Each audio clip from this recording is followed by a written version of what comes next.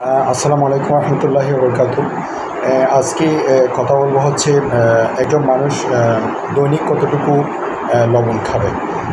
আমরা সাধারণত আমরা যে খাবার খাই, বাসা বাড়িতে যে রান্নাবান্না হয় সেই খাবারে কিন্তু আমাদের লবণ ব্যবহার করা হয়।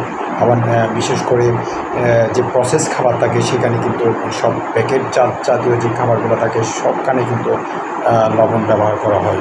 তো একজন মানুষ সর্বোচ্চ দৈনিক 5 গ্রাম লবণ খাবে। 5 গ্রাম অর্থাৎ হচ্ছে 1 চা চামচ লবণ, আয়োডিনযুক্ত লবণ একজন প্রাপ্তবয়স্ক মানুষের প্রয়োজন। তো অতিরিক্ত লবণ মানুষের জন্য ক্ষতিকর।